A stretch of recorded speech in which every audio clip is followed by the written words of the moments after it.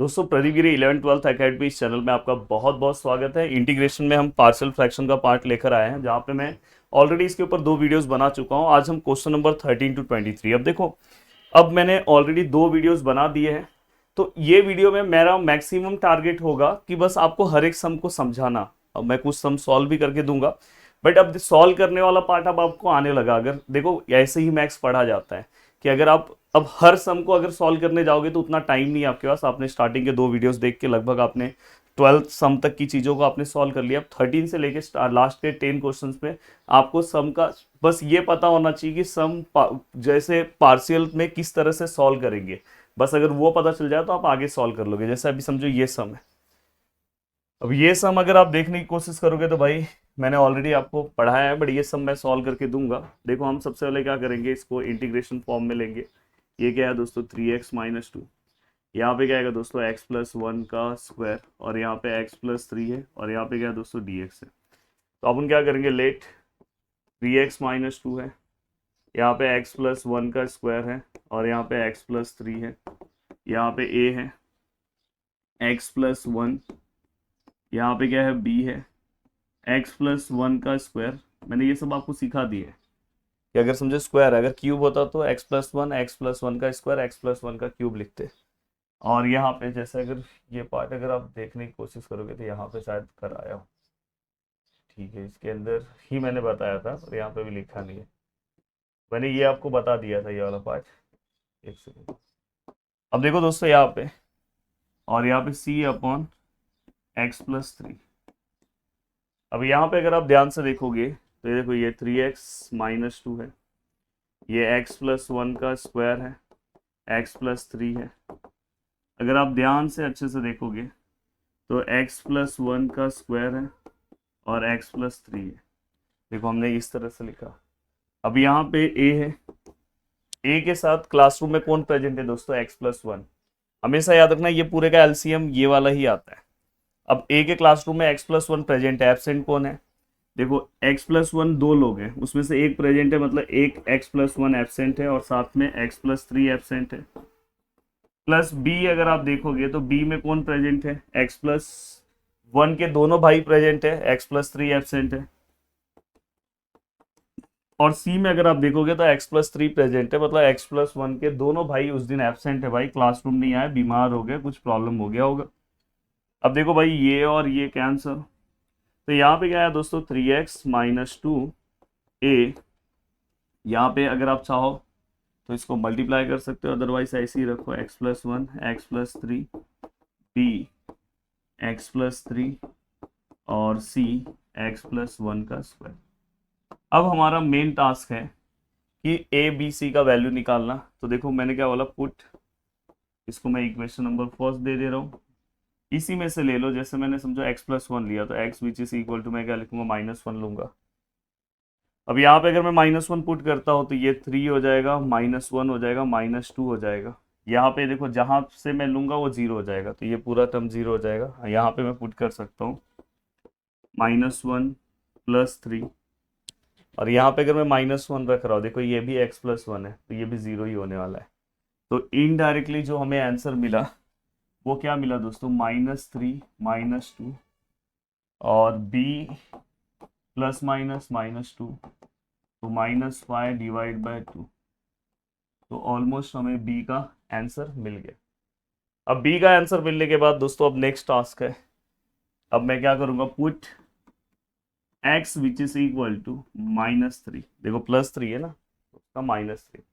तो देखो यहाँ पे क्या होगा, 3 है, यहाँ पे -3 है, -2 है, और मैं -3 पुट करूंगा तो ये पार्ट पूरा 0 है, क्योंकि इसमें x+3 है, ये भी 0 आएगा। बस ये सॉल्व होगा, तो यहाँ पे क्या हो जाएगा, c है -3 + 1 का स्क्वायर, -9 -2, -2 का स्क्वायर, -11, और ये 4। देन अगर आप c लोगे तो -11/4। Yes, perfect. तो c भी आ गया। अब मेरा मेन टारगेट है दोस्तों, अब नेक्स्ट कौन सा वैल्यू पुट करें दोस्तों, इसीलिए ये सम बहुत ज्यादा इंपॉर्टेंट है। इंपॉर्टेंट है मतलब ये करके ही जाना चाहिए। तीसरा इसमें कोई नहीं दिख रहा है, दो ही है, तो भाई तीसरा नहीं समझ में आया तो पुट x इक्वल टू 0 ले लिया करो। इन इक्वेशन फर्स्ट ऐसे लिखा करो। अब दोस्तों अब x इक्वल टू अगर आप 0 इक्वेशन नंबर फर्स्ट में पुट करोगे तो क्या होगा?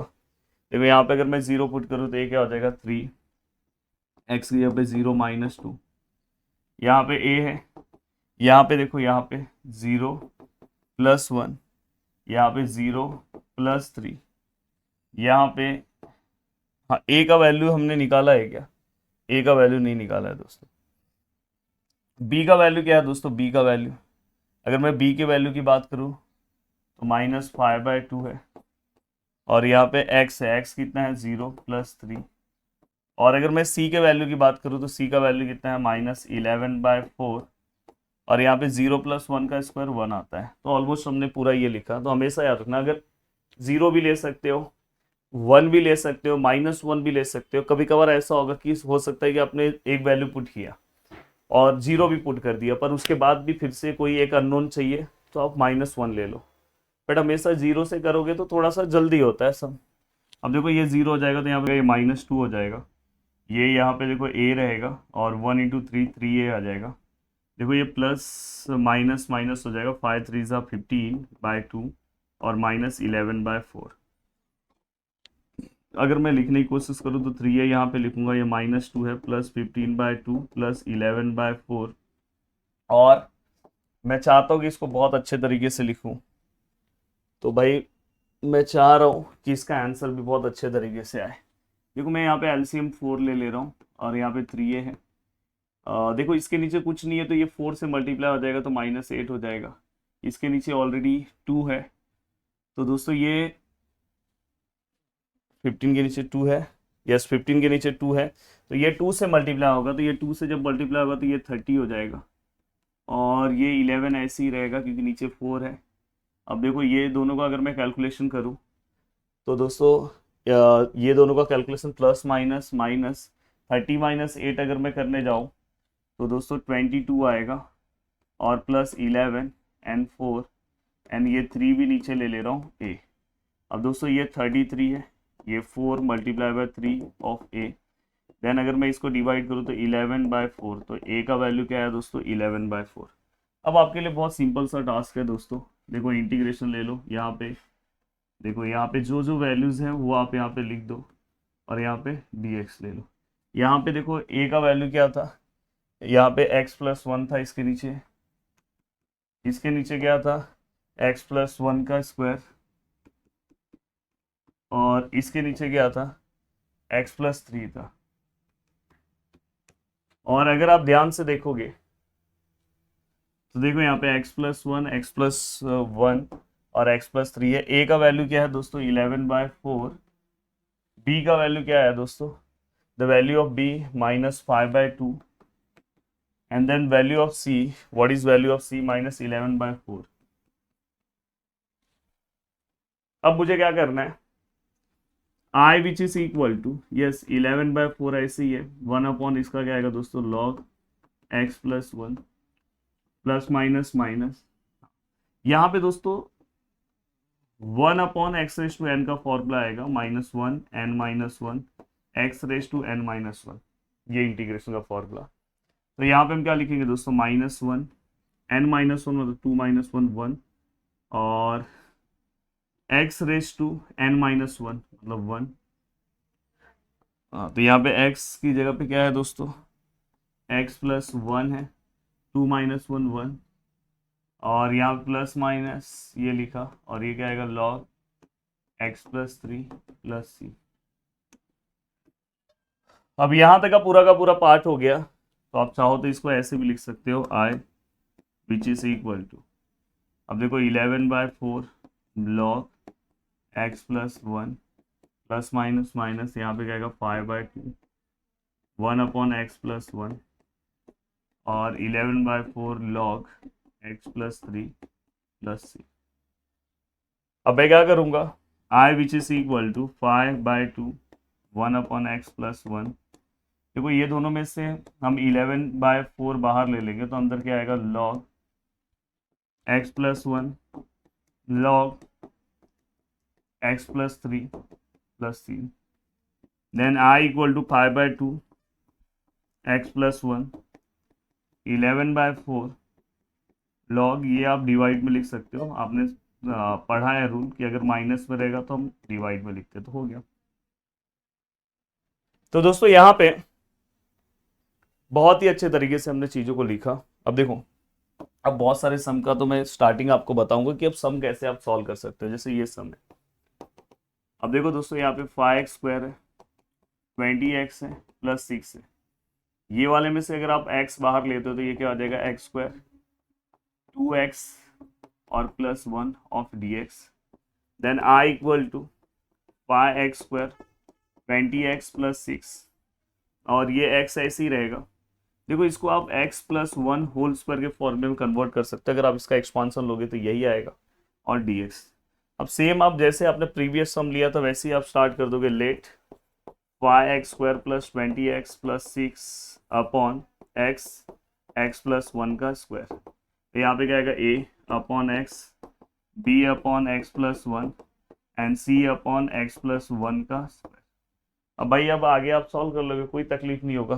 तो मैंने बोला कि बस अब आपको इतना ही प्रैक्टिस करना है। अब देखो दोस्तों यहाँ पे देखो, ये जो सम है, जब भी यहाँ पे x नीचे आ जाए थोड़ा सा प्रॉब्लम क्रिएट हो जाता है। अब देखो मैं यहाँ पे मैं ऊपर नीचे ना x² से मल्टीप्लाई कर रहा हूँ, यहाँ पे x² रख रहा हूँ। यहाँ पे x² से मल्टीप्लाई करूँगा तो ये x³ हो जाएगा 1/4x³ और 3x, इसको मैं x³ का स्क्वायर लिख सकता हूँ, और ये dx है। अब मैं ऐसे केस में यहाँ पे put x³ which is equal to t लूंगा, इसको थोड़ा चेंज करूंगा तो ये क्या हो जाएगा 3x², ये क्या हो जाएगा dt/dx।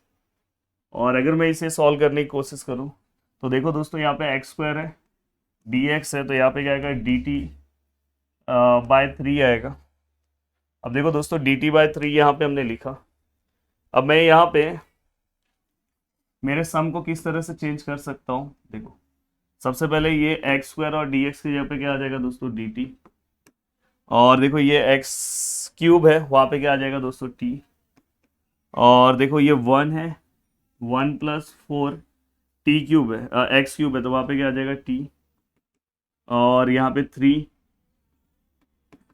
3t²। अब देखो यहाँ पे ये पूरे के भी आप फैक्टर्स निकाल सकते हो, और अब आगे आपको सम सॉल्व करने में कोई तकलीफ नहीं है। देखो 3t² है, 4t है, और +1 है, और dt है, इसके फैक्टर्स निकालो।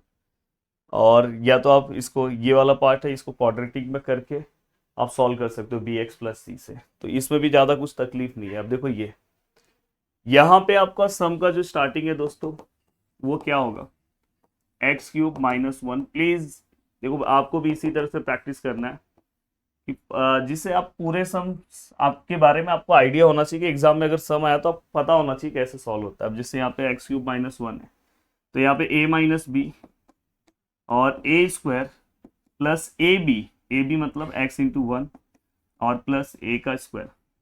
ये इसका एक्सपांसन आपको समझ में आ गया। अब इसका एक्सपांसन अगर समझ में आ गया तो दोस्तों आप आराम से देखो, ये पहला फैक्टर है, क्वाड्रेटिक वाला फैक्टर है, तो इसको आप आराम से सॉल्व कर सकते हो। पहले वाले को आप a/समथिंग लोगे। देखो अगर आप लेट करके लिख रहे हो तो late 1/x - 1 x² plus x + 1, तो यहाँ पे a/x - 1 प्लस bx + c, क्योंकि क्वाड्रेटिक फैक्टर है x² प्लस x + 1 हो गया। अब चलते हैं दोस्तों नेक्स्ट सम की ओर।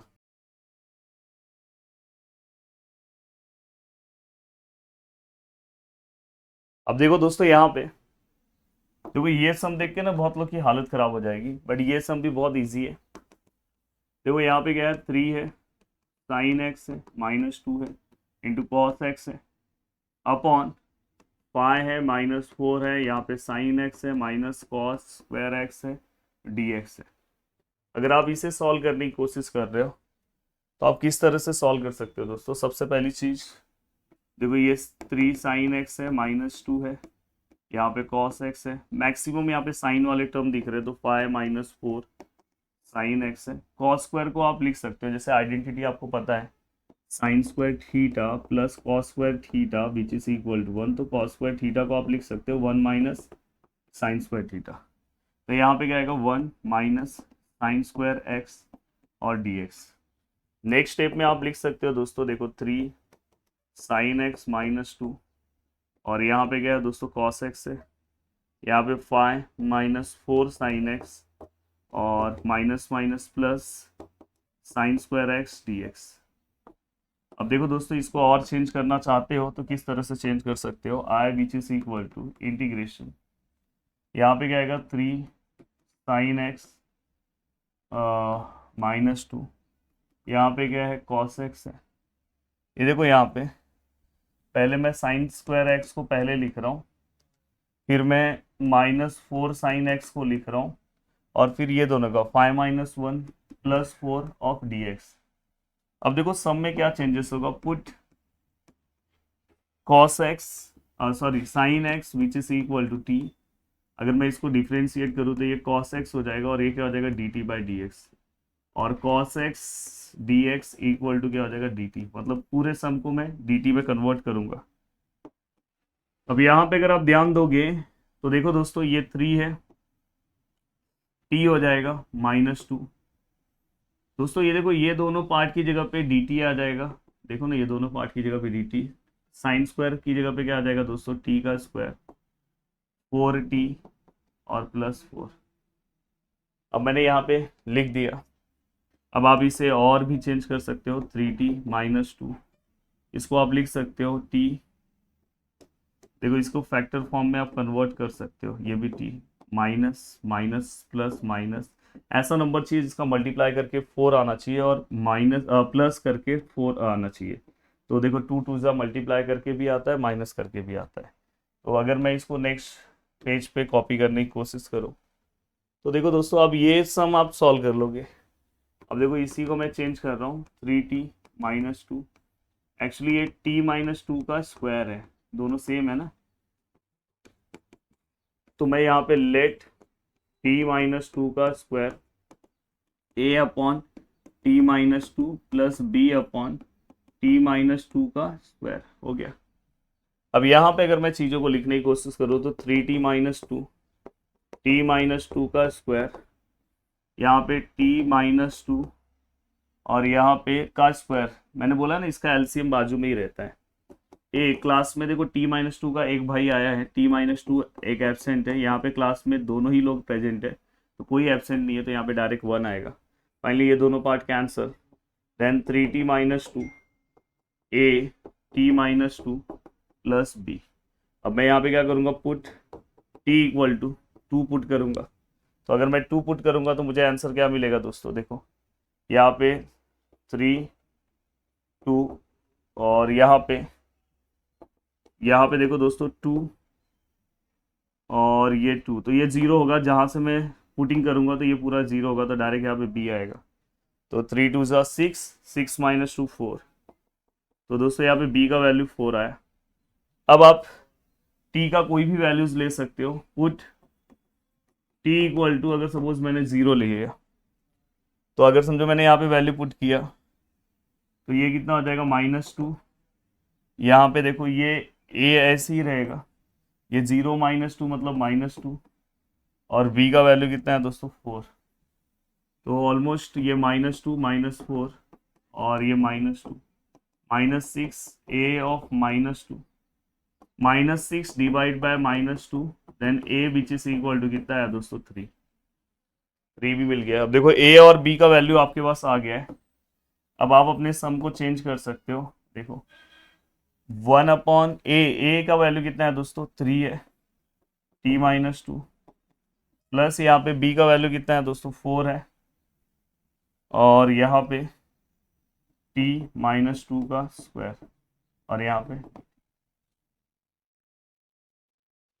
अब दोस्तों यहाँ पे अगर मैं चीज़ों को लिखने की कोशिश करूँ तो अब यहाँ पे आप क्या करोगे दोस्तों, देखो यहाँ पे अगर आप डिफ्रेंशिएट कर रहे हो तो ये 3 ऐसे ही रहेगा, ये क्या हो जाएगा log t - 2 प्लस ये 4 ऐसे ही रहेगा, इसका आपको पता है दोस्तों फंडा, यहाँ पे क्या आएगा दोस्तों -1 n - 1 2 - 1 1 होगा, और t - 2 n-1 मतलब 2 - 1 1 होगा, जो मैंने पीछे फॉर्मूला अप्लाई किया था वही।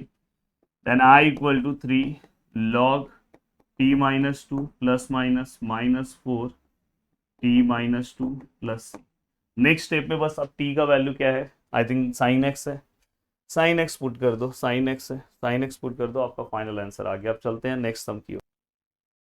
अब देखो दोस्तों यहाँ पे नेक्स्ट सम है। अब देखो question number 18, question number 19, question number 20, तीनों क्वेश्चन सेम है अगर आप फंडे को समझ गए तो, और अगर नहीं समझ पाया तो फिर मैं कुछ नहीं कर पाऊंगा, पर समझ लो भाई।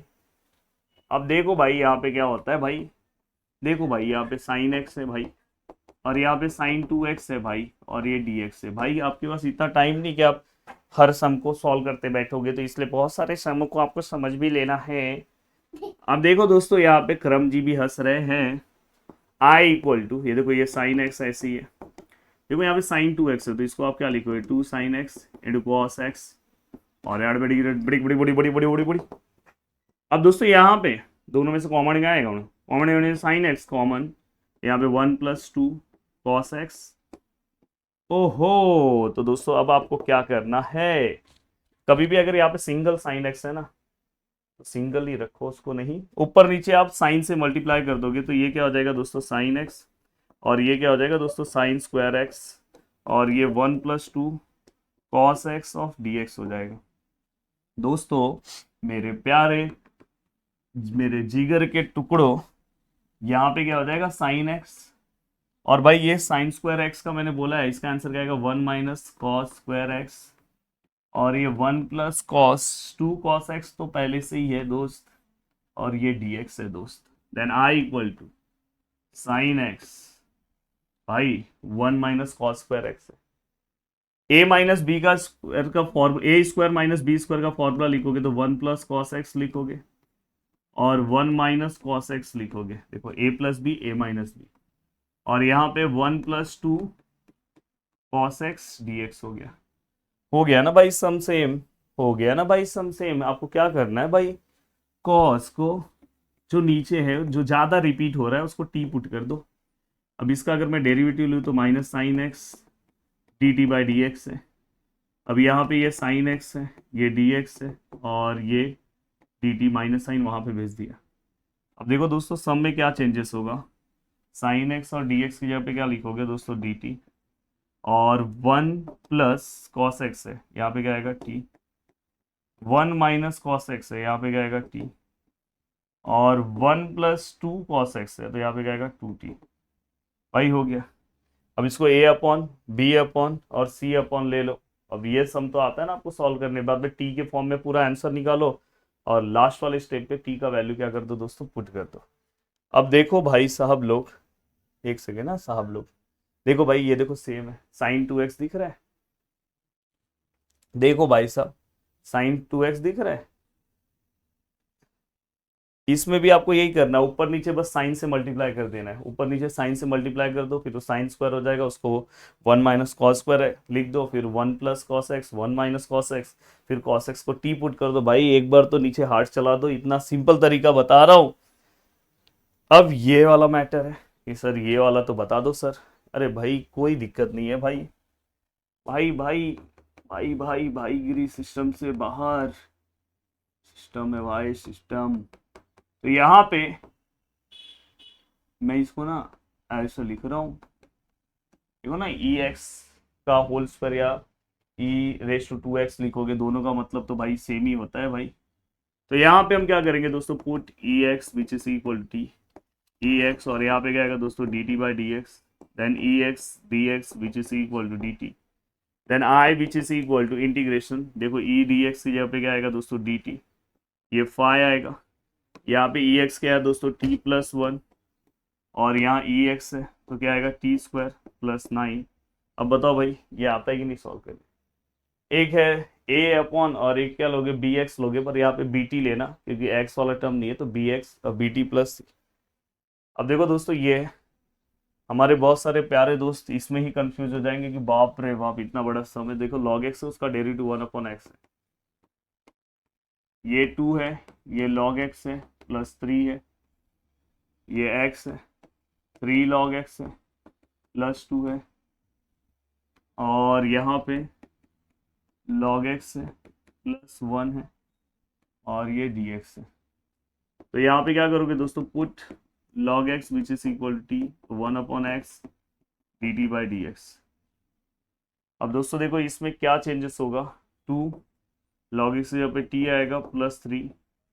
देखो ये 1/x है, 1/x और dx की जगह पे डायरेक्ट यहाँ पे dt हम लिख देंगे और ये क्या हो जाएगा 3t प्लस 2 और ये t का स्क्वायर प्लस 1 हो गया। अब आगे तो आपको सॉल्व करने आता है ये, इसको सेम प्रोसीजर। तो मैंने बोला कि ये आप पूरा सम भी आपको नहीं सॉल्व करना है। अब देखो पेपर के दिन आप इतने सम का प्रैक्टिस करने बैठोगे तो बाकी इससे अच्छा आप कुछ और काम कर लो, दूसरा सम देख लो।